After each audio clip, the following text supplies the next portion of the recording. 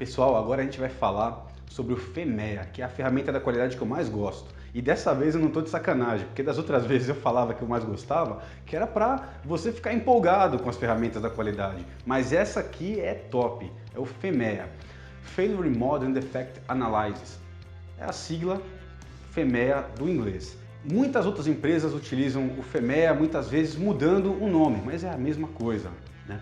Empresas francesas costumam usar o nome ANDEC, que é a mesma coisa. L'analyse des modèles défaillants de l'usefet et de l'criticité, né? É o FEMEA em francês, aí fica ANDEC. Eu tive que ler lá no teleprompter porque, né? E tem também outro nome que eles utilizam que é o ANFE, AMFE. Eu tenho que ler aqui porque o negócio é muito louco. Análises modal de falhos e efeitos. É em espanhol. Então algumas empresas utilizam outros nomes por causa disso, né? Se você vai numa empresa na Argentina, ou na Espanha, ou no México, eu já tive essa oportunidade de tratar com fornecedores, né, de outros países, né, principalmente Argentina, México e Espanha. Eles não têm o FEMEA, eles têm o ANFE, que é a mesma coisa. É que eles têm um orgulho, um nacionalismo, né, um patriotismo, sei lá, eles traduzem para o idioma deles. Francês também, francês não aceita nada em inglês, eles têm que traduzir para o idioma deles, aí fica lá ANDEC. Mas é o FMEA. Bom, aqui no Brasil a gente tem uma outra tratativa, né? A gente pega aquela palavra em inglês e a portuguesa ela. É que nem o Fusca, né? Pouca gente sabe, mas o Fusca tem um outro nome lá, é Beetle, se eu não me engano. Mas quando chegou no Brasil era o Volkswagen Beetle. Aí o brasileiro olhou aquilo lá, falou, como é que é? Volkswagen Beetle, o que? Fusca, aí ficou Fusca, né? O brasileiro, a portuguesa, as coisas, né? A mesma coisa o FEMEA. O pessoal chegou lá, né? Não, tem uma ferramenta, né? FMEA, FMEA. O brasileiro olhou e falou, como é que é? O quê? É FEMEA? Aí ficou FEMEA, né? FMEA, mas a gente fala FEMEA. Então, quando você for fazer uma entrevista numa empresa, você não vai falar FMEA. O cara vai olhar e falar como é, que é o nome correto. Vai falar FEMEA, né? Abrasileirado mesmo. Então, o que significa o FEMEA? É a análise dos modos de falha e seus efeitos. Pessoal, só um detalhe. Nós estamos criando uma série de cursos online para você que gosta do nosso trabalho. Se você gosta das nossas videoaulas, que nós disponibilizamos gratuitamente no YouTube, você vai com certeza gostar também dos nossos cursos. Basta clicar no link que está disponível aqui embaixo, dá uma olhada, conheça aí nossos cursos e você pode muito bem começar a fazer um curso, são 7 dias gratuitos. Se você não gostar, basta você ir lá e cancelar. Vale muito a pena, você não tem nada a perder e você sabe que pode contar conosco. Se você gosta das videoaulas que nós colocamos aqui no YouTube, eu tenho certeza que dos cursos você vai gostar muito mais. Isso significa o seguinte: análise é um estudo, uma investigação, modos de falha, é a causa ou as possíveis maneiras de um processo falhar. E o efeito é a consequência, o resultado dessa falha. Bom, assim como outras ferramentas da qualidade, o FEMEA surgiu na década de 50, no pós-guerra. Mais uma vez, parecido com o 8D, no momento em que a gente não tinha mais guerra, estava tudo calmo, os americanos foram lá e começaram a pensar em possibilidades de melhorar o seu sistema de fabricação de armas, né? Então, eles criaram o FEMEA. É uma ferramenta de análise de risco e o foco dela é prevenção de problemas. É uma ferramenta preventiva e preditiva. E é um documento vivo. Você pode terminar um FEMEA, mas de tempo em tempo você tem que atualizar de acordo com novas coisas que vão ocorrendo no seu processo produtivo, no seu produto, no seu sistema de gestão. Muitas empresas tratam o FEMEA como black box. O que é black box? É a famosa caixa preta, ou seja, uma empresa cria um FEMEA relacionado ou a um produto ou a um processo e ela não abre esse documento nem para o seu cliente, né? Se o cliente quiser conhecer o documento, quiser analisar, ele vai até a sua empresa, você abre para ele e ele analisa. Ou você vai até o seu cliente e mostra para ele o documento, mas você não envia o documento ao seu cliente, seja em papel, seja por e-mail, porque você tem todo o seu know-how de processo ou de produto nesse documento. né? É um documento que também é muito visado na espionagem industrial, porque lá você tem toda a estrutura de como fazer um produto, de como funciona um processo produtivo. É um documento muito rico com relação a característica de peça, a processo produtivo, você tem todo o seu know-how nesse documento. Pessoal, antes de destrinchar para vocês o passo a passo de um FEMEA, como é que se interpreta esse documento, como é que se entende aquela papelada toda, eu tenho que introduzir em vocês alguns conceitos. Sem esses conceitos, vocês não vão entender nada, né? Então vamos devagar, vamos entender primeiro as siglas. A gente tem a sigla S no FEMEA. Se você for olhar o documento, lá no início você tem algumas siglas e algumas pontuações embaixo. Então a sigla S significa severidade. O quão severo é o impacto da falha. Algumas empresas usam a letra S, outras usam a letra G, de gravidade. Você vê que vai de empresa para empresa, é a mesma coisa, mas algumas empresas gostam de usar a sua própria nomenclatura. Uns vão usar a letra S, severidade, outros a letra G, gravidade. Mas é o quão severo, o quão grave é o impacto dessa falha, de 0 a 10. Outra sigla de extrema importância é o O, que significa ocorrência. O que quer dizer ocorrência? É com qual frequência ocorre o possível problema. Então algumas empresas vão colocar lá F em vez de O, que é frequência, mas é a mesma coisa. A gente está falando aqui de ocorrência de falha, então você tem uma possibilidade de uma falha e você tem que dizer qual a frequência que essa falha pode ocorrer. Poxa, mas baseado em quê? Se eu nem tenho o meu processo ainda rodando, como é que eu vou saber a frequência? Em processos similares, você tem que jogar um valor lá de 0 a 10. Então tem uma tabelinha. Para cada valor de 0 a 10, tem lá o ppm de ocorrência que você tem que se basear. Outra letra que vai aparecer lá é o D, de detecção. O D significa o quão difícil é perceber esse problema. De 0 a 10, que nota você dá para a percepção de um determinado problema? Quanto maior a nota, mais difícil é de você perceber esse problema e ele vai passar para frente. Quanto menor a nota, significa que mais fácil é você detectar esse problema. Finalmente, a gente tem o NPR, o número de prioridade de risco. Algumas vezes você vai encontrar a sigla em inglês, RPN, Priority Risk Number. É a mesma coisa. Então, o NPR nada mais é do que a multiplicação do valor da severidade pelo valor da ocorrência e pelo valor da detecção. Você multiplica esses três valores e você tem o seu NPR. Vai aparecer aí na tela para você um exemplo. Então você tem lá dois produtos que vão montar, né? Um encaixa dentro do outro. É um produto aleatório, né? Não tem nome nem nada, é só para exemplificar. Então você tem um modo de falha, o diâmetro acima do especificado, o diâmetro interno desse produto que você está vendo primeiro aí, esse cilindro. O efeito, se o diâmetro desse cilindro, esse diâmetro interno, estiver acima do especificado, não vai haver acoplamento entre a peça e essa trava que vai ser encaixada nela. Então na severidade temos 10, porque é uma falha que, se ocorrer, vai ter algum impacto muito significativo na segurança ou na regulamentação, em alguma norma nacional. A ocorrência a gente coloca como 7, ou seja, existe grande possibilidade de acontecer. E na detecção colocamos aí hipoteticamente 5. É mais ou menos difícil de perceber esse problema. Quando a gente multiplica 10 vezes 7 vezes 5, temos um NPR de 350. Na sequência, a gente tem que encontrar a causa raiz, ou seja, por que esse diâmetro pode ficar acima do especificado. Colocamos aí hipoteticamente que em períodos quentes, após a injeção da peça, ou seja, uma peça plástica, ocorre expansão durante 30 minutos e 20% das peças acaba ficando acima do especificado. Então vamos tomar uma ação corretiva, vamos instalar um Poka-Yoke que detecta e destrói peças com diâmetros acima do especificado. Dessa forma, a severidade continua 10, a ocorrência continua 7, mas a detecção vai ficar 1. Por que vai ficar 1? Porque a gente tem um dispositivo que vai automaticamente detectar qualquer peça defeituosa e vai destruir. Então a gente garante que a peça ruim não vai para frente. O problema continua ocorrendo, por isso a ocorrência se mantém com o valor 7, mas a detecção fica 1 e o nosso NPR fica 70. No primeiro exemplo, eu mostrei para vocês como funciona uma pequena linha de um FEMEA hipotético. Então, a gente tinha um NPR de 350, que é muito alto, e através de um Poka-Yoke que a gente instalou na linha, a gente conseguiu reduzir para 70.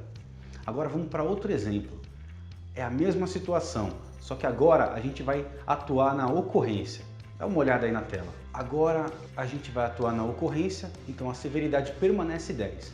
Porém, a gente vai corrigir o molde, compensando a expansão e não comprometendo a peça em tempos frios. Ou seja, a partir do momento que a gente faz isso, a gente garante que não vai mais ocorrer esse problema. Independente do tempo ser frio ou quente, a peça vai sair sempre dentro do especificado. Dessa forma, a gente tem uma ocorrência 2, mas a severidade permanece 10 e a detecção permanece 5.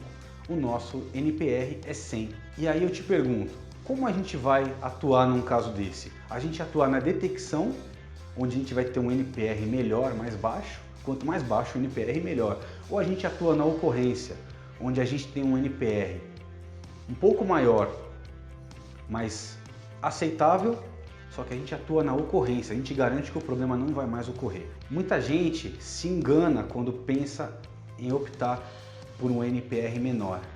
Na verdade, a gente tem que ter um jogo de cintura, a gente tem que entender que é sempre preferível atacar na ocorrência. Porque se eu ataco na detecção, o problema continua ocorrendo. Eu continuo tendo problema. O que eu faço com peças ruins? Eu jogo fora. É dinheiro que vai embora. Ninguém quer perder dinheiro. Você não monta um negócio para perder dinheiro. Você monta um negócio para ganhar dinheiro. Então você tem que atuar na ocorrência. Poxa, mas o meu NPR não vai ficar tão baixo assim. Não tem problema. Ele é um NPR aceitável. Você tem que usar o pensamento de risco, né? Ele é um NPR aceitável e você garante que o problema não vai mais ocorrer. Ah, mas eu posso de repente tomar as duas medidas, criar um Poka-Yoke e mexer no molde? Você pode, mas para que você vai criar um Poka-Yoke se o problema não vai mais ocorrer? É caro. Geralmente um Poka-Yoke que destrói a peça automaticamente custa muito dinheiro. Então você vai atuar na ocorrência. Em primeiro lugar, atue sempre na ocorrência. Quando você esgotar as suas possibilidades e verificar que não adianta mais atuar na ocorrência, você já fez tudo o que poderia ter feito, aí você vai para a detecção.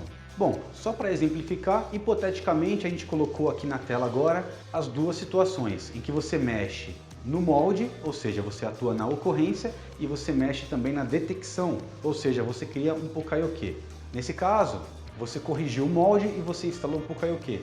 Então a severidade permanece 10, a ocorrência fica 2 e a detecção 1. O seu NPR ficou baixíssimo, você tem 20. Ou seja, você garante que o problema não ocorre, mas se porventura ocorrer, você tem um Poka-Yoke que garante a destruição da peça não conforme e o problema não vai para frente. Você entendeu o conceito do FEMEA? A questão de ocorrência, detecção, né? Então quer dizer, se você parar para analisar, toda a ação que você tomar vai impactar ou na ocorrência do problema ou na detecção do problema. Aí você vai falar assim para mim, mas e a severidade? Quando é que eu baixo a severidade? Nunca você baixa a severidade, jamais, né? Só duas situações em que você pode baixar a severidade. Ou você é um Einstein ou você é um idiota, né? E a maioria, 99% dos casos que eu já peguei de pessoas que baixaram a severidade eram idiotas, né? Então não faz isso. Tem curso por aí que vai te ensinar que não pode baixar. Não é que não pode baixar, você até pode. Mas em que situação você baixa a severidade? Dá uma olhada aí na tela. Você tem a mesma situação, né? Aí eu coloquei agora, a ocorrência permanece 7, a detecção permanece 5, mas a severidade agora de 10 eu baixei para 5. O que eu fiz para baixar essa severidade? Eu mudei o projeto do produto de forma que não haja necessidade do acoplamento de peças. Ou seja, vai haver o encaixe, mas ele não vai impactar mais na segurança ou em alguma norma. Então, eu só baixo a severidade quando eu mudo o projeto de tal forma que aquela situação não seja mais significante, não faça mais sentido. Ou seja, nunca. Quando você muda o projeto de uma forma tão grosseira como essa que eu apresentei, geralmente a cabeça de alguém rola, né? Pô, você mudou o projeto, que cagada que você fez aí, meu amigo, né? O cara vai ser demitido. Então, Basicamente, a regra é não mude severidade. Pode até mudar, mas só se mudar o projeto. E é raro mudar projeto. Então eu vejo muito por aí, né, empresas que o cara tá com NPR alto, ele toma uma ação, ele vai lá na severidade e diminui. É um absurdo, cara, não se faz isso. Nunca mexa na severidade. Por favor, vamos combinar, não faz uma coisa dessa. Não faz isso não. É amizade. Então, tudo isso que você viu é uma única linha de um FEMEA hipotético. Você tem lá o seu FEMEA ou de processo, ou FEMEA de produto, e aquilo que eu mostrei foi só uma linha de um hipotético FEMEA de produto. Mas na verdade você vai ter aí várias linhas numa folha, aí várias folhas, né? Então aquilo lá é só um exemplo, mas pegando um FEMEA de processo, você vai começar a levantar tudo que pode acontecer de errado, desde o recebimento da matéria-prima até a expedição final do produto já acabado. Então imagina, você vai fazer um livro, você vai escrever um livro praticamente. Você vai ter lá todo o know-how da sua empresa, do recebimento das mais diversas matérias-primas, a produção do produto que você deseja produzir, né, passo a passo, e a expedição desse produto até chegar lá no estoque. Então você vai ter várias linhas dessas aí com severidades, ocorrências, detecção, NPRs, e para cada um você vai ter um resultado. E aí a pergunta que fica: como eu começo a tomar ações em um FEMEA já completo? Por onde eu começo? Algumas empresas usam a regra NPR igual ou superior a 120, eu tomo uma ação. Se for inferior, não tomo. Outras usam a regra do 100, né? Eu tomo a ação para NPRs igual ou acima de 100 pontos. Algumas empresas utilizam o top 5. Então, os 5 maiores NPRs, independente do resultado, eu tomo ação. Ou o top 10, os 10 maiores NPRs, eu tomo ação. E o que é mais inteligente fazer? Como que eu vou atuar? Qual dessas possibilidades eu vou escolher? Bom, como você pode ver aqui na tela agora, a gente tem uma matriz de risco baseado em severidade e ocorrência. Isso é só um exemplo, tá? Então a gente tem lá a frequência e a consequência. A frequência a gente pode dividir entre muito provável, remoto, ocasional, provável ou frequente. E a consequência pode ser catastrófica, crítica, principal ou mínima. Quando a gente coloca uma com relação à outra, a gente vai ter aqui um resultado dentro desse gráfico. Se você está numa zona verde, você está numa zona estável, uma zona boa. Uma zona amarela é uma zona de atenção e uma zona vermelha é uma zona de perigo, ou seja, a gente, baseado na severidade e na ocorrência, vai analisar aonde vai ficar vermelho e esses itens vermelhos a gente toma ação. Isso é só um exemplo de uma matriz de risco, você pode fazer de outras formas, né? Vou colocar outra aqui como exemplo para você ter uma ideia. Então na tela apareceu aí, mais uma vez, severidade relacionada com ocorrência. Então você tem lá a severidade pode ser catastrófica, crítica, média, menor ou fraca.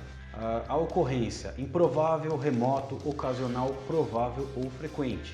Então você vai gerar lá uma matriz e você tem várias zonas lá, né? A verde, a amarela, a laranja, o vermelho e a vermelha mais escura. Então a gente parte do princípio que a zona vermelha mais escura é aquela mais crítica. Então quando você tiver valores conforme descrito na zona vermelha escura, aí você vai tomar ação. Essa é a forma mais inteligente de atuar no seu FEMEA.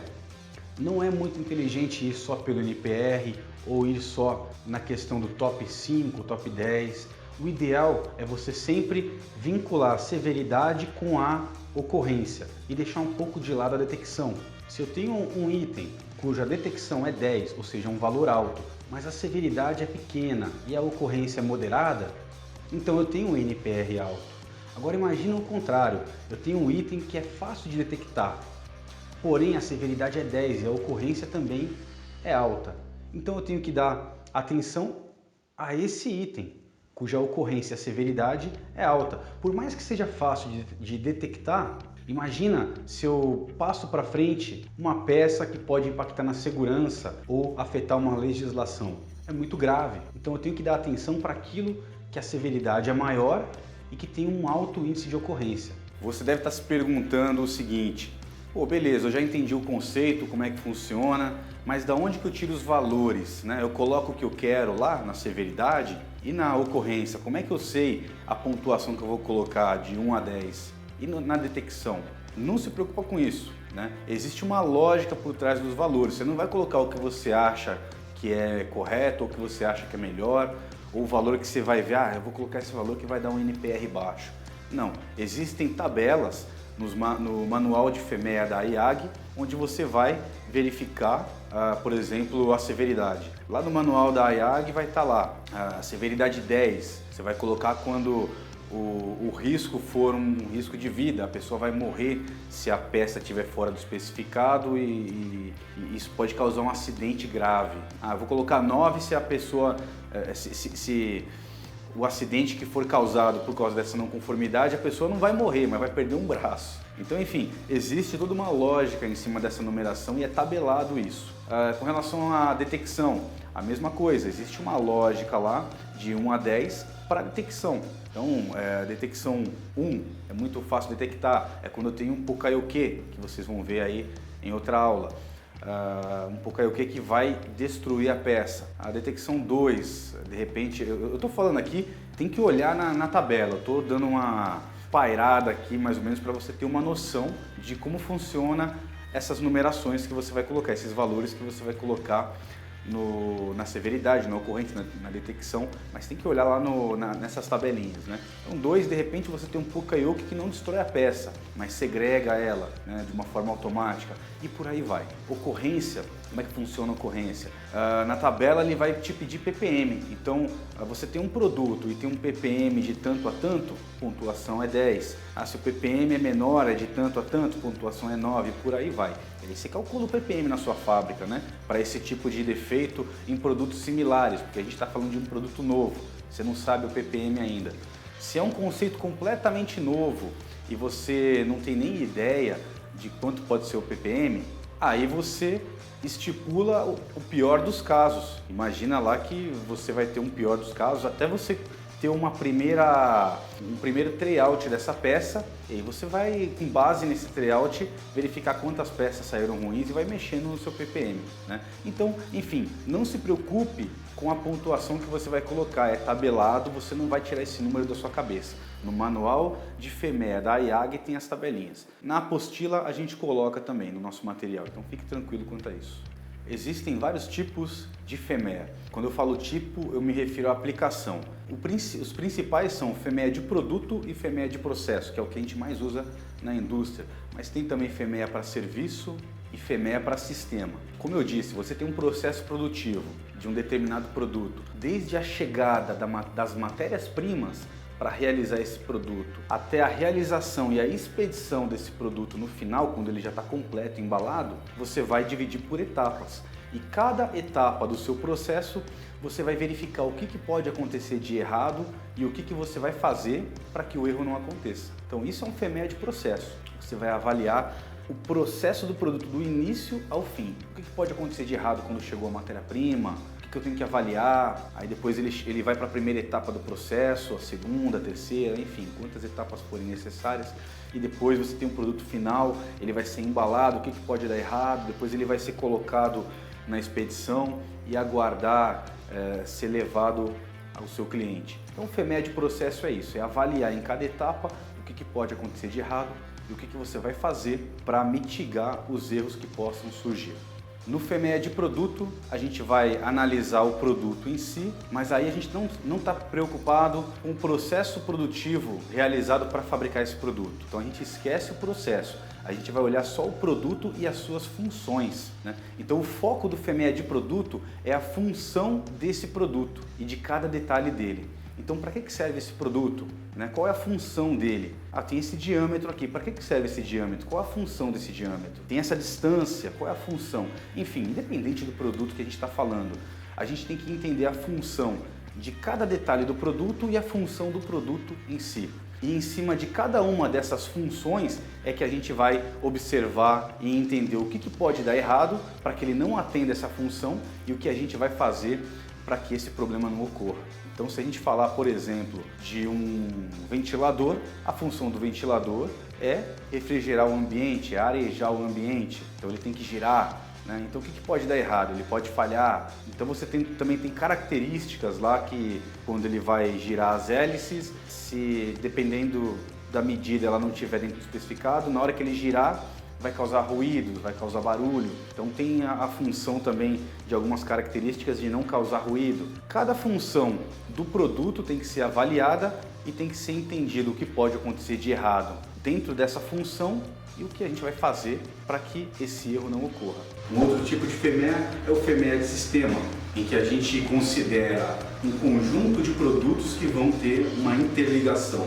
Então você imagina, por exemplo, um frasco e uma tampa, uma caneta e uma tampa. Ou seja, sempre que você tem produtos diferentes, mas que eles vão ter uma correlação, a gente tem que levar em consideração essa interface, essa montabilidade. Em cima disso, a gente faz um FMEA. O que pode dar errado, que não vai dar intercâmbio, não vai dar montabilidade. E existe também o FMEA de serviço, em que você vai aplicar a ferramenta FMEA para um serviço logístico ou qualquer tipo de serviço, de entrega, enfim. Você não está falando de um produto, você não está falando de um processo de produção, mas de uma prestação de serviço. Você aplica aí o FMEA imaginando tudo que pode ocorrer de errado durante essa prestação de serviço. Ela pode ser dividida em etapas, o que pode acontecer em cada etapa dessa prestação de serviço e o que eu vou fazer para que não ocorra problemas durante essa prestação de serviço.